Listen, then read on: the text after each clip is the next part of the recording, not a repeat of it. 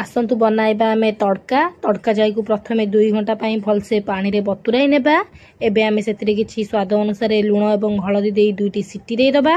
एबे हमर जाईटी प्रस्तुत होई गला परे आमे किछि पियाज एवं रसुण को भल भाबरे छेची नेबा। छेचाटी हमर प्रस्तुत होई गला परे आमे एक पैन ने किछि तेल दे दबा। तेलटी हमर हल्का गरम होई गला परे आमे सेतिरे किछि फुटण फुटाइबा। फुटणटी हमर भल भाबरे फुटी आसिला परे आमे सेतिरे आगरु छेचिक रखिथिबा पियाज एवं रसुणर छेचा को मध्य भल भाबरे देई दबा। छेचा गुडी को देई साला परे आमे ताकू हल्का भाबरे गोळाई नेबा।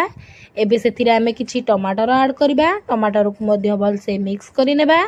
एबे हमर फ्लेवर बा स्वाद बढ़िबा पई आमे सेतिरे किछि जीरा गुंड एवं किछि लंका गुंड एवं किछि धनिया पाउडर ऐड करबा। एबे ताकू भल भाबरे मिसाई नेबा। एबे हमर मसलाटी प्राय तो प्रस्तुत होई गला परे आमे सिजाई रखिथिबा जाई गुडी को देई दबा। एबे मध्य ताकू भल से मिक्स करि नेबा। एबे हमर तड़काटी फुटी आसला परे प्रस्तुत होई गला। एबे आमे रुटी एवं भात सह यार मजा नै पारि।